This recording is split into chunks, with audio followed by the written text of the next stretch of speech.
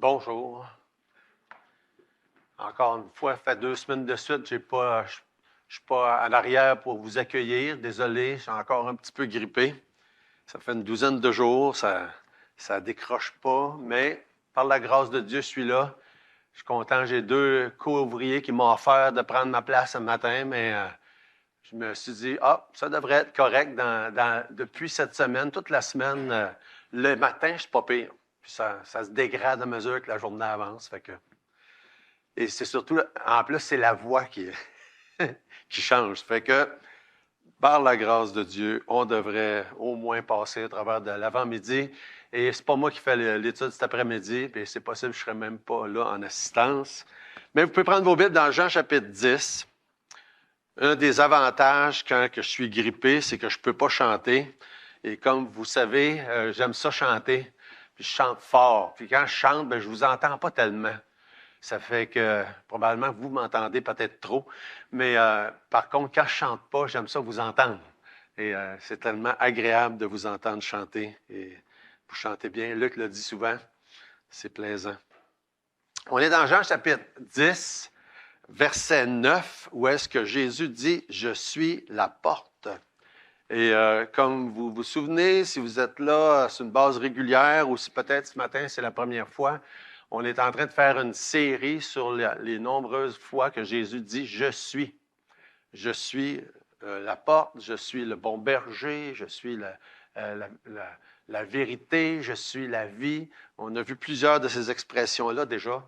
Et ce matin, on regarde celle-là qui dit « Je suis la porte ». La semaine dernière, on parlait « Je suis la résurrection et la vie ». Et j'ai mentionné que c'est un des passages sur ce sujet-là que j'ai prêché sûrement le plus souvent. Mais ce matin, je devrais dire le contraire. C'est probablement celui que j'ai prêché le moins souvent. Celui « Je suis la porte ». D'ailleurs, je ne me souviens pas d'avoir jamais fait un message spécifique à ça, à part que dans le cadre, justement, de l'expression « Je suis le bon berger », parce que c'est exactement le contexte de Jean chapitre 10, où est-ce que Jésus dit « Je suis le bon berger », puis en même temps qu'il parle de ça, il dit « Je suis la porte », parce que c'est un peu deux versions de la même chose. Fait qu'on va prier avant d'aller plus loin. Oui, Seigneur notre Dieu, merci pour l'opportunité d'être ensemble, réunis dans ta présence. Merci pour ta divine parole qui nous soutient jour après jour, qui nous enseigne la voie du salut, comment être sauvé, comme on l'a bien entendu ce matin.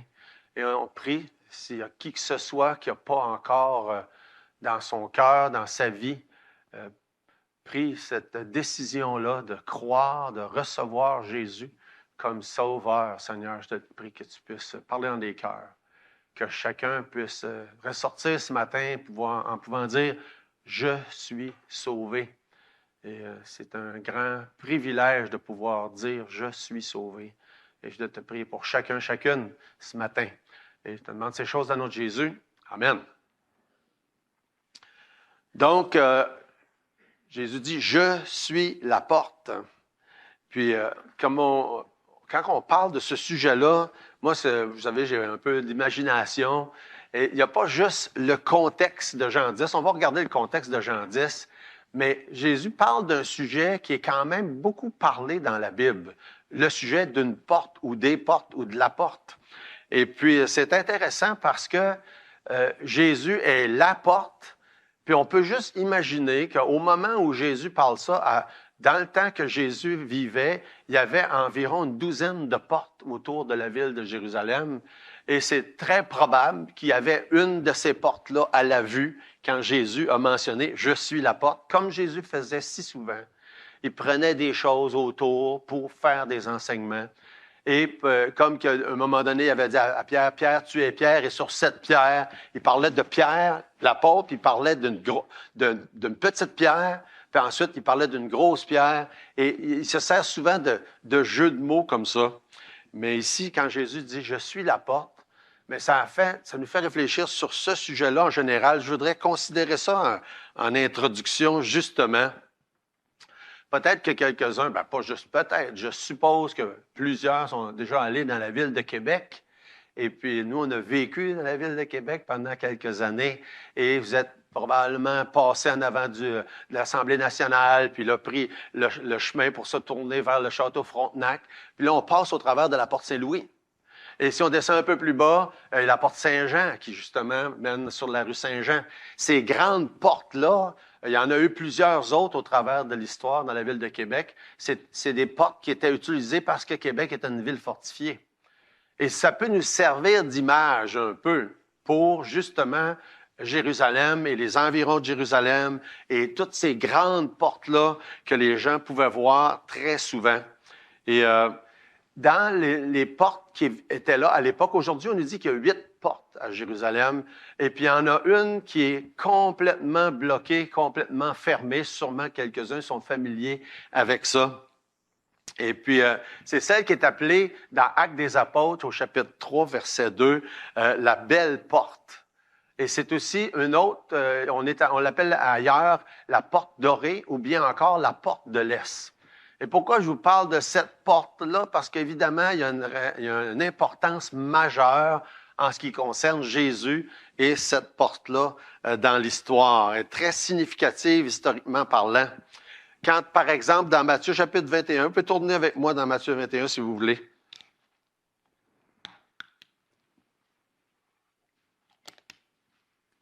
Au chapitre 21 dans Matthieu, versets 1 à 3, cette fois-là où Jésus se fait présenter comme le Messie, lorsqu'ils approchèrent de Jérusalem et qu'ils furent arrivés à Bethphagée, vers la montagne des Oliviers, Jésus envoya 2 disciples en leur disant, « Allez au village qui est au-devant de vous.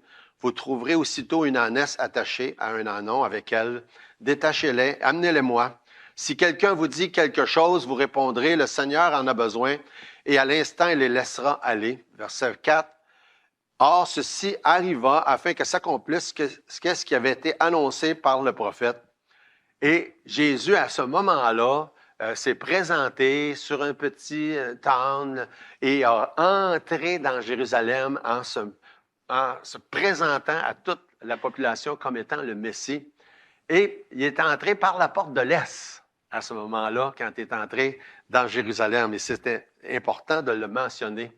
Maintenant, la porte que vous voyez si vous allez à Jérusalem aujourd'hui, puis ça fait partie de mes buts ultimes un jour d'aller visiter Jérusalem. Je n'ai pas eu cette occasion-là. Peut-être quelques-uns sont allés qui sont ici.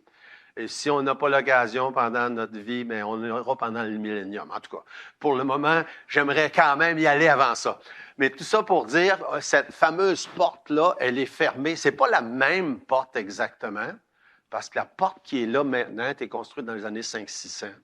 Mais il reste que c'est la porte de l'Est. C'est la porte qui donne entre l'entrée du temple, ou l'esplanade du temple, et ensuite il y a le petit rigole du Cédron, puis ensuite il y a le mont des Oliviers, le jardin de Gethsémane. C'est cette porte-là qui est entre ces deux endroits-là. Et cette porte-là, ce qu'il y a de plus particulier, c'est qu'en l'an 1540, parce qu'elle était ouverte à l'époque, en l'an 1540, il y a un sultan, le sultan, j'ai écrit son nom quelque part, là, Sulayman, a décidé de la faire complètement fermée. Et c'est comme ça qu'elle est encore aujourd'hui, 500 ans plus tard. Et c'est intéressant d'entendre pourquoi il l'a fait fermer, scellée avec des pierres et cimentée, parce que il savait que c'est par cette porte-là, selon la prophétie biblique, que le Messie est supposé d'entrer. Fait qu'il s'est dit, on va l'empêcher de faire. Et c'est intéressant que 500 ans plus tard, cette porte-là est encore scellée. Et si vous tournez dans Ézéchiel, chapitre 10, c'est de ça dont ça parle, dans le livre d'Ézéchiel. Ézéchiel, chapitre 10. Tout ça, évidemment, en guise d'introduction à Jésus qui est la porte. Une petite, ce que j'ai intitulé une parenthèse prophétique. Comme vous savez, des fois, je fais des grandes parenthèses, en tout cas. Ézéchiel, chapitre 10, verset 18, ça dit « La gloire de l'Éternel se retira du seuil de la maison et se plaça sur les chérubins. » Dans la prophétie biblique, souvent, vous allez remarquer, ça parle au passé, en parlant du futur? La raison est très simple. C'est que le prophète parle d'une vision qu'il a vue. Fait qu'il en parle au passé. Il a vu ça, il a vu ça. Mais souvent, très souvent d'ailleurs, ça rapporte des choses futures. Les chérubins déployèrent leurs ailes, s'élevèrent de terre sous mes yeux quand ils partirent, accompagnés des roues. Ils s'arrêtèrent à l'entrée de la porte de la maison de l'Éternel vers l'Orient. On parle de la même porte, c'est-à-dire la porte qui est à l'Est, à l'Orient. Et la gloire de Dieu d'Israël était sur eux en haut. Il est question de la gloire de Dieu qui quitte Jérusalem en direction de la porte de l'Est. Chapitre 11, verset 23, la gloire de l'Éternel s'éleva du milieu de la ville. Il se plaça sur la montagne qui est à l'orient de la ville. De quelle montagne qu'on parle? On parle de la montagne des Oliviers. On parle de ce lieu-là où même Jésus a été crucifié. Mais on parle aussi de ce lieu où Jésus s'est trouvé avec ses disciples dans Actes des Apôtres au chapitre 1. Quand ils l'ont vu s'élever et monter vers le ciel et que la gloire a quitté à partir de cette montagne-là à l'est, à partir de la porte de l'Est. Et dans Ézéchiel, chapitre 44, ça dit au verset 1, « Il me ramena vers la porte extérieure du sanctuaire du côté de l'Orient, mais elle était fermée. » Et c'était intéressant parce que le sultan Sulayman, quand il a fait fermer cette porte-là, il n'y avait pas d'idée qu'en plus, il contribuait même à l'accomplissement de la prophétie biblique.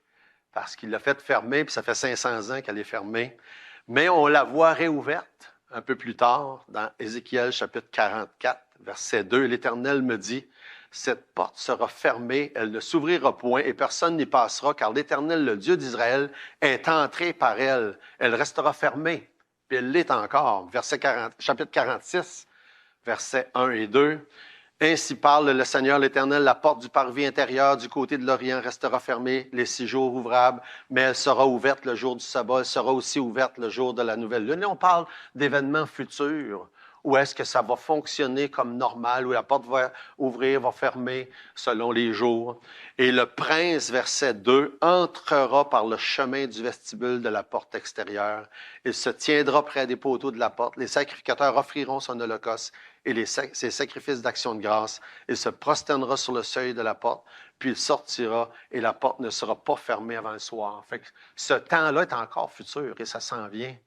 Et on est encore dans la partie où la porte est fermée, mais un jour, cette porte-là va s'ouvrir et le Messie va pouvoir y entrer et va pouvoir être présenté, comme tout le reste de la prophétie nous enseigne. À l'époque où Jésus parle de lui comme la porte et qu'il y a toutes ces portes-là, c'est pas. J'ai essayé de fouiller un tant que j'ai pu, puis de ce que je peux comprendre, il y avait une douzaine de portes à ce moment-là. Au travers de l'histoire, il y en a eu qui ont été fermées, il y en a eu qui ont été détruites, il y en a d'autres qui ont été refaites. Et c'est pour ça qu'au moment où on se parle, il y en a 8, mais à un moment donné, il y en avait 12. Puis c'est intéressant parce que quand on lit l'Apocalypse, il va en voir dans la Nouvelle Jérusalem aussi 12 portes qui sont nommées avec les 12 apôtres. Mais quand on lit tout au long de la Bible, on voit plusieurs portes. Par exemple, dans 2 Rois 14, on voit la porte de l'angle. Dans Jérémie 37, la porte de Benjamin. Néhémie chapitre 3, la porte des brebis. Acte 3, la belle porte ou la porte de l'Est qui est la porte dorée aussi. Ensuite, la porte des chevaux dans Néhémie 3, la porte des coureurs, la porte des eaux dans Néhémie 3 aussi, la porte d'Éphraïm, la porte du fumier, la porte du milieu. En tout cas, il y a eu, au travers de l'histoire, plusieurs portes avec des noms différents. Mais quand on pense à une porte, nous autres, c'est pas du tout la même chose que qu'est-ce que la Bible parle. Et les portes, comme ces portes-là mentionnées autour de Jérusalem, c'est souvent des immenses portes. Quelques-unes peut-être un peu plus petites que les autres, mais des portes de protection comme pour une ville fortifiée.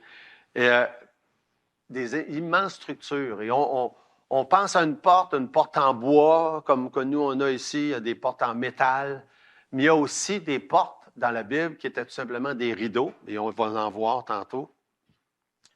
Mais il y a aussi ce qu'on voit dans Jean chapitre 10, la porte, qui est la porte de la bergerie, dont Jésus parle, qui était, dans Jean chapitre 10, ni plus ni moins que simplement une ouverture dans l'enclos et que le berger pouvait s'étendre lui-même dans cette ouverture-là pour servir d'office de porte, lui-même en personne.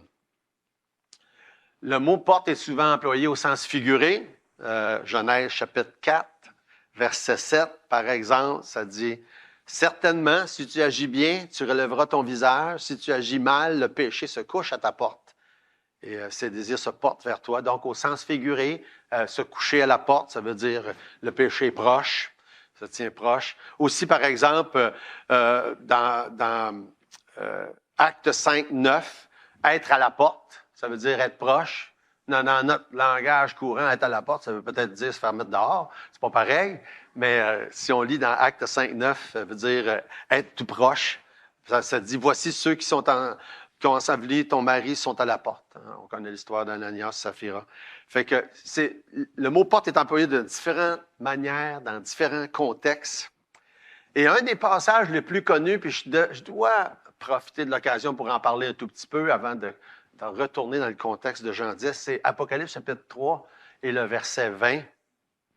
Parce que c'est souvent mal compris, je devrais dire, je peux pas dire mal appliqué, parce qu'une application, c'est une application, mais c'est souvent mal interprété, par exemple. Parce que le contexte d'Apocalypse chapitre 3, parce que souvent on emploie Apocalypse 3.20 pour dire, bien, Jésus frappe à ta porte de ton cœur, ouvre la porte, il va rentrer dans ton cœur, tu vas être sauvé. Mais ce n'est pas ça le contexte dans Apocalypse chapitre 3. Mais oui, c'est une bonne application. Je pense qu'on ne peut pas être dans l'erreur de l'appliquer de cette manière-là, mais le contexte d'Apocalypse chapitre 3, c'est pas ça. Quand on lit Apocalypse chapitre 3, c'est intéressant de regarder le contexte. Tout le long d'Apocalypse, les premiers chapitres, chapitres 2 et 3 en particulier, Jésus parle à différentes églises. Puis quand on arrive dans la dernière partie du chapitre 3, c'est une lettre qui est écrite à l'église de Laodicée. Puis quand on lit ce que ça dit au sujet de l'église de Laodicée, bien, dans le contexte, c'est Jésus se tient à la porte de l'église. Puis il dit, je me tiens à la porte, puis je frappe. Puis là, si vous me laissez rentrer, je vais rentrer. Fait que c'est quand même particulier comme contexte, comme si Jésus n'était pas dans l'église, était à la porte. Puis il dit, je voudrais rentrer, mais pour que je rentre, il va falloir que vous vous repentiez. Fait qu'on a une description dans Apocalypse chapitre 3 de l'église de Laodicée, d'une église qui est vraiment rendue à un point où l'église dans son ensemble a besoin de repentance. Et c'est clairement mentionné. C'est un appel à la repentance. Et de la manière que ça parle dans Apocalypse chapitre 3 de l'église de Laodicée, c'est pas très, très beau. Hein? Je pense que si vous connaissez un petit peu le contexte, c'est pas très beau ce qu'on dit. Et de la manière que Jésus parle, il emploie des mots comme « vous me faites lever le cœur ». Je pense qu'on n'est pas personne intéressé à entendre des paroles comme ça, que Jésus, il dit « j'ai le goût de vous vomir de ma bouche ». Ben, c'est pas très, très réjouissant. Puis quand il parle de l'église de Laodicée, et l'église de Laodicée, probablement, au travers de toute l'histoire de l'Église, il y a eu des églises qui étaient représentées par l'église de Laodicée, ou que l'église de Laodicée était représentative de plusieurs églises au travers de l'histoire, mais probablement plus que jamais à la fin des temps. Et qu'il y a des églises, ou peut-être même, on pourrait dire, l'Église au sens large, qui est représenté par ça. Quand Jésus dit, bien, je me tiens à la porte, puis je frappe. Puis là, mais si vous me laissez rentrer, je vais rentrer, mais vous avez besoin de vous repentir. C'est tout ce qu'il dit tout au long dans les quelques versets. Là. Juste regarder quelques-uns des versets, de la manière que Jésus décrit. Je parle, moi, puis je n'ai pas encore tourné. Là. De la manière que Jésus les décrit, ça dit au verset 17, « Parce que tu dis, je suis riche, je me suis enrichi, je n'ai besoin de rien, parce que tu ne sais pas que tu es malheureux, misérable, pauvre, aveugle et nu. » Toute une description. Hein? Tu te penses riche, tu te penses bon, tu te penses au-dessus de tes affaires, mais en réalité, tu ne l'es pas pantoute. Ça, c'est comme ça que, pas de même que c'est dit, mais c'est ça que ça veut dire. Et le verset 16, que je n'ai fait allusion tantôt, « Ainsi parce que tu es tiède, que tu n'es ni froid ni bouillant, je te vomirai de ma bouche. Fait que c'est des paroles très, très difficiles.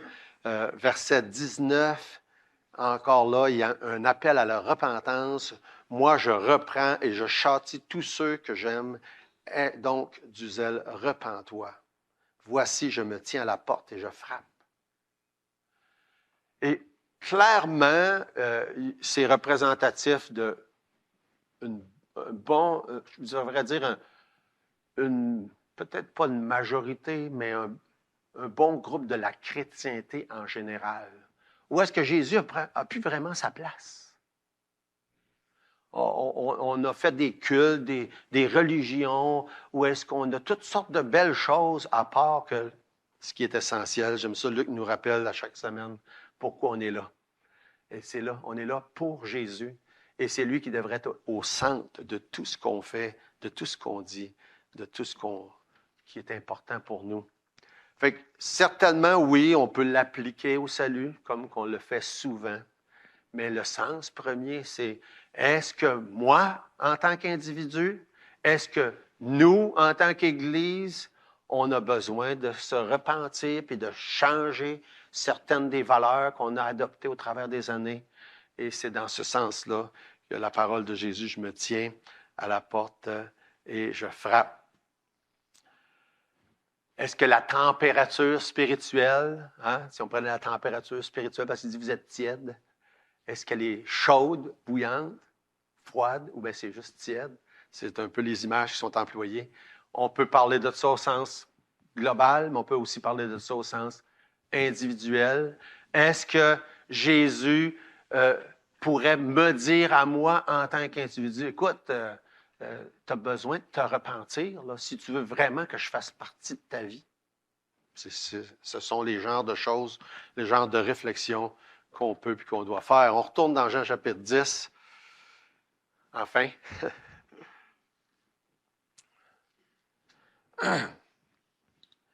Jésus est la porte. J'ai beaucoup apprécié toute la série de versets sur être sauvé tout à l'heure. Parce que ça fait justement partie, c'est le premier point.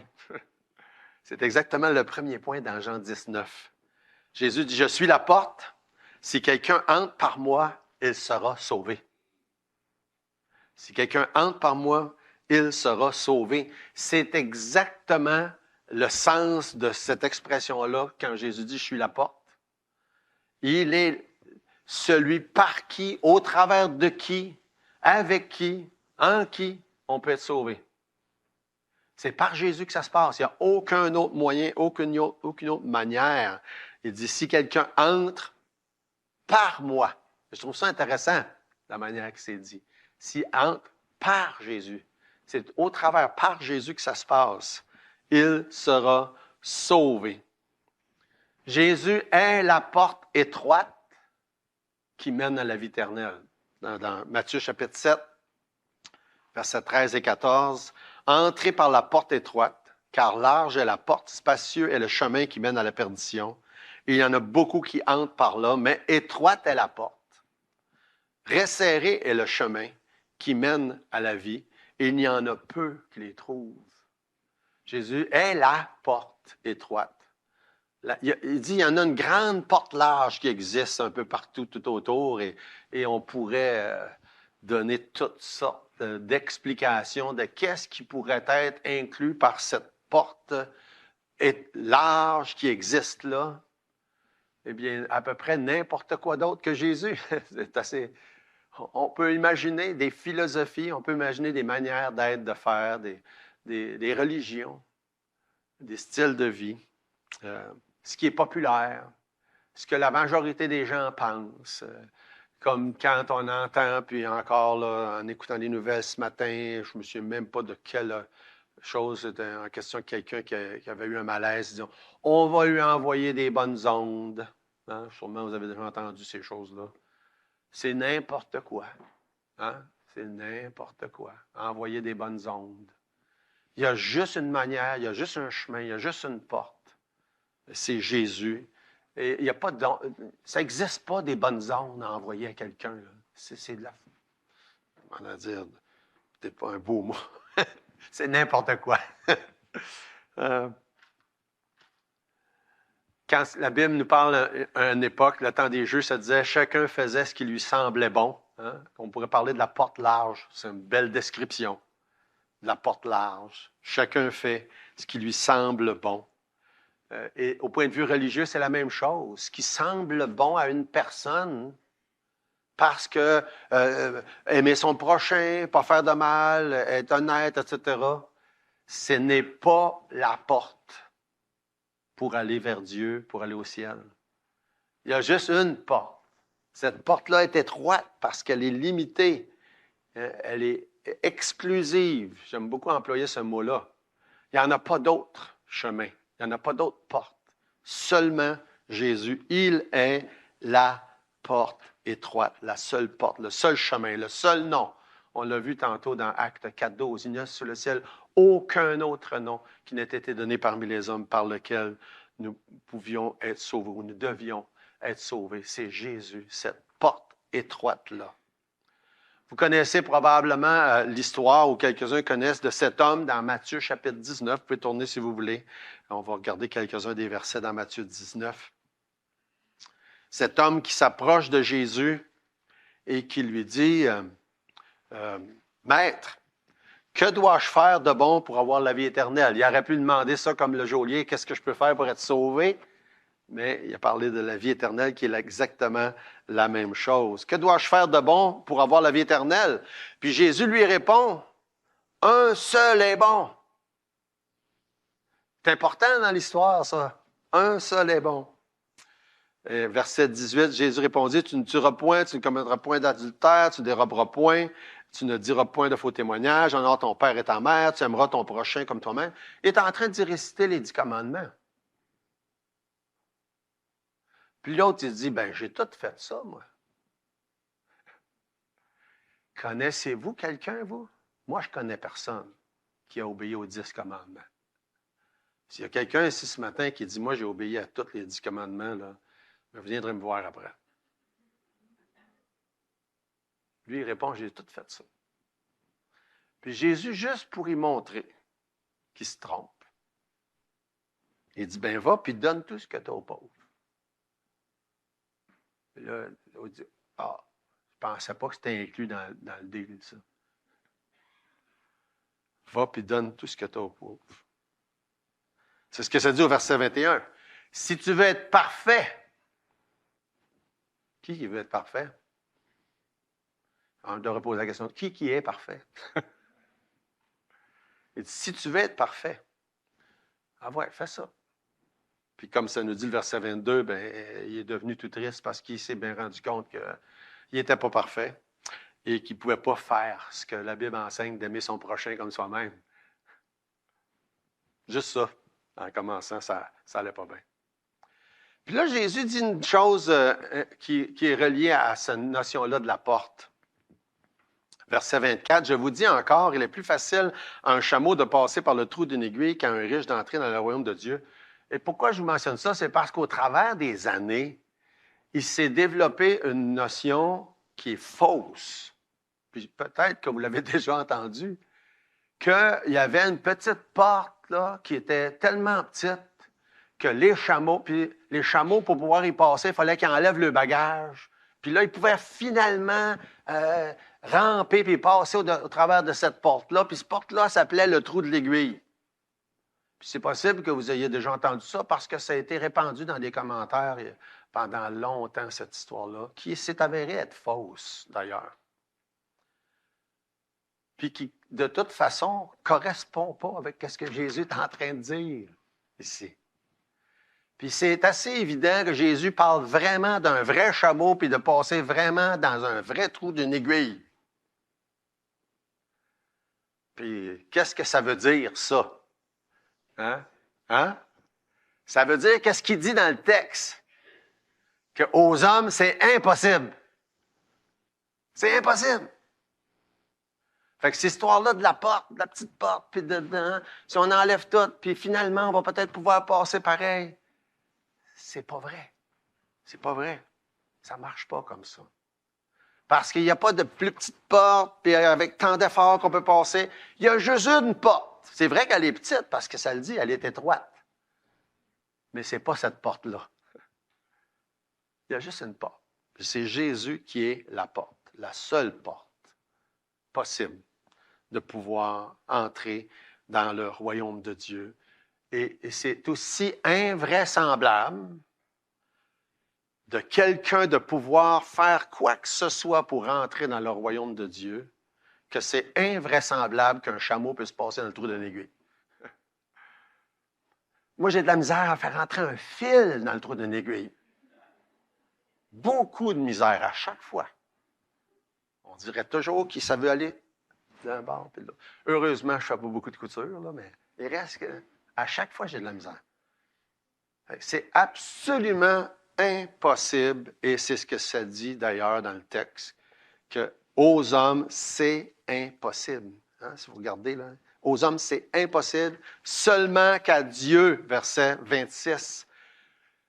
C'est seulement possible pour Dieu de faire entrer un riche dans le royaume de Dieu. Puis, pourquoi ça spécifie un riche, là? C'est parce que ça a rapport dans le contexte, mais ça a rapport aussi avec un pauvre. Ça s'applique à toutes les catégories de personnes, ce que Jésus est en train de dire. C'est aussi impossible pour un pauvre, un riche, un bon, un pas bon. Personne. C'est seulement à Dieu que c'est possible. Et c'est seulement en passant par la seule porte qui est Jésus. Jésus est la porte. La porte du salut, comme il dit, si quelqu'un entre par la porte, il sera sauvé. C'est la première chose qu'il dit, puis là, il faut qu'on avance. Il y a quelques autres choses que Jésus mentionne. Ensuite, il dit, non seulement il sera sauvé si quelqu'un entre, laisse-moi juste reprendre mon verset. Voyons, où est-ce que je suis rendu? Verset. C'est ça, verset 9. Si quelqu'un entre moi, il sera sauvé, il entrera et sortira, il trouvera des pâturages. Entrera et sortira, il va avoir une liberté. Une liberté que seulement Jésus est capable de donner. Une porte, ça peut servir ça va dans les deux sens. On peut entrer, on peut sortir. Ça peut nous empêcher de sortir, comme dans certains cas, les gens qui peuvent peut-être être, mettons, esclaves ou en prison. Ça peut nous empêcher d'entrer, comme empêcher les brigands d'entrer, etc. Fait qu'une porte, ça a plusieurs utilités. Et Jésus, en tant que porte, protège. Puis il fait allusion dans les versets précédents, puis autour, aux brigands qui sont là pour détruire, puis qui sont là pour voler. Et la porte, Jésus comme porte nous protège. Protège des malheurs, protège des brigands. Et Jésus comme porte nous donne cette liberté-là que seulement Jésus est capable de donner. Par exemple, quand ça dit dans 1 Jean chapitre 4, verset 4, ça dit « Vous, petits enfants, vous êtes de Dieu et vous les avez vaincus parce que celui qui est en vous est plus grand que celui qui est dans le monde. » Il y a ce niveau-là de protection que Jésus donne en tant que la porte. Ou verset 18 dans 1 Jean 5, ça dit « Nous savons que quiconque est né de Dieu ne pratique pas le péché, mais celui qui est né de Dieu se garde lui-même et le malin ne le touche pas. » Encore là, ce degré-là de protection que Jésus peut donner en tant que la porte. Jésus nous protège. Verset 8, il dit « Tous ceux qui sont venus avant moi, ce sont des voleurs, des brigands, mais les brebis ne les ont point écoutés. » Mais si les brebis ont entré par Jésus qui est la porte, il y a ce niveau-là de protection de tout ce qui peut être nocif, dangereux, comme les brigands dont il mentionne. Puis après ça, mais on a la liberté. Et entrera, sortira, une liberté que seulement Dieu peut donner. Quand, dans plusieurs passages, il dit, vous étiez esclaves. Il dit, maintenant, vous êtes libres. Quand on prend la porte qui est Jésus, beaucoup de gens pensent, oui, les gens religieux, eux autres, là, ils sont vraiment pris là, c'est comme une secte, là, puis c'est dangereux, puis c'est tout le contraire. Oui, il y a des sectes, puis c'est vrai que c'est dangereux. Mais si on a reçu Jésus comme sauveur, si on a pris Jésus comme la porte, Dieu nous donne une liberté qu'on ne peut avoir nulle part ailleurs. Une liberté, quand cette liberté-là peut aussi être appliquée en rapport avec la différence de l'Ancien puis du Nouveau Testament, quand par exemple dans l'Épître aux Hébreux, lorsqu'il est question que maintenant on a un libre accès.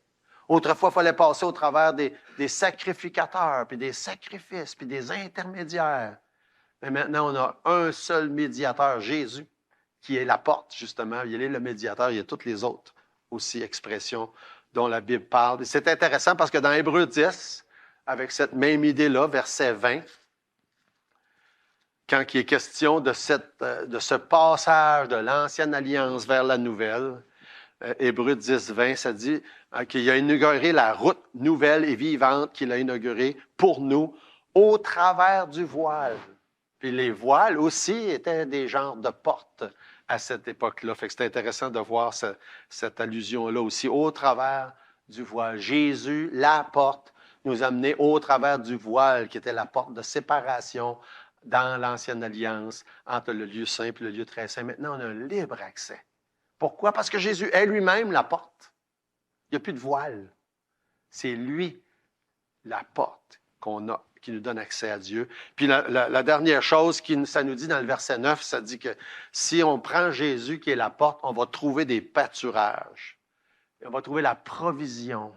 On va trouver la nourriture. On va trouver tout ce qu'on a besoin en Jésus quand on prend Jésus qui est la porte. Évidemment, tout cet aspect-là est traité en détail dans le chapitre 10 de Jean, quand on regarde Jésus comme le bon berger qui prend tellement bien soin de ses brebis. Mais quand on regarde un peu plus loin au verset 10, ça dit « Le voleur ne vient que pour dérober, égorger, détruire. Moi, je suis venu afin que les brebis aient la vie et qu'elle l'ait en abondance. » Jésus, en tant que la porte, nous donne accès au pâturage. Et c'était intéressant parce que, en tant que la porte, ils nous font entrer dans la bergerie, mais ils nous permettent de sortir pour aller dans les pâturages aussi. Ça fait qu'on voit encore les deux côtés de la porte. Et lorsqu'on accepte Jésus comme sauveur, lorsqu'on croit que Jésus est la porte, qu'il est celui qui a donné sa vie pour nous sauver de nos péchés, lorsqu'on la prend, cette porte-là, puis qu'on accède à son pâturage, qu'on accède à sa bergerie, eh bien, on accède au salut, on accède à la sécurité, à la liberté, à la provision, puis aussi à l'abondance. Tout ça est inclus dans cette idée-là que Jésus est la porte. Quand on regarde le passage dans Matthieu qu'on a vu tantôt qui dit bien, large est le chemin, puis la porte qui mène à la perdition, puis étroit est le sentier ou le chemin, et la porte qui mène à la vie éternelle. On est conscient qu'il existe toutes sortes de portes autour et que les gens sont sollicités pour ouvrir une porte et ouvrir une autre porte. Et ça fait penser à un jeu télévisé que j'ai vu à un moment donné américain. Et dans la manière que ça fonctionne, à un moment donné, il y a 3 portes. Puis les gens, là, l'animateur dit, ben, il faut que tu choisisses quelle porte que tu veux avoir. Puis il y a une porte que c'est le gros lot. Là. Ça peut être un auto, je ne sais pas trop quoi. Puis une autre porte, c'est un très beau cadeau. Là, mettons, on va dire un système de son ou un téléphone cellulaire. Puis l'autre porte, c'est des niaiseries. Vraiment des niaiseries. Là. Ça peut bien être, je ne sais pas, de la pâte à modeler ou de quoi comme ça. C'est sûr que c'est pas que c'est une niaiserie pour les enfants, là, mais je pense entre un auto et la pâte à modeler, ben. Là, les gens choisissent quelle porte. Puis tu te dis, c'est quelque chose pareil. Hein? Tu sais, les gens, ils arrivent là, ils n'ont rien, puis ils peuvent partir avec un auto. Ils peuvent partir avec rien aussi. Puis les gens sont tous excités s'ils gagnent le gros lot, puis ils sont tous déçus s'ils n'ont pas gagné rien. Mais là, on parle de la porte de la vie éternelle. On ne parle pas d'un auto, on ne parle pas d'un téléphone cellulaire. On parle de la vie éternelle. Puis Jésus dit qu'il est la seule, l'unique vraie porte. Combien c'est important. Combien c'est important d'être certain de choisir la bonne porte. Il y en a juste une bonne porte. C'est Jésus. Prions. Notre Dieu, merci. Merci pour tes bienfaits et ta parole qui nous enseigne si clairement toutes ces belles choses. Je te prie, Seigneur, que tu bénisses le restant de cette journée.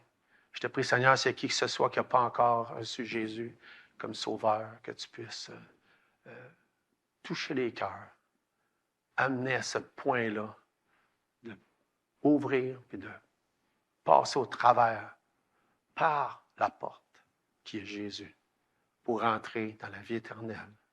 Bénis, Seigneur, le restant de cette journée, dans le nom de Jésus. Amen.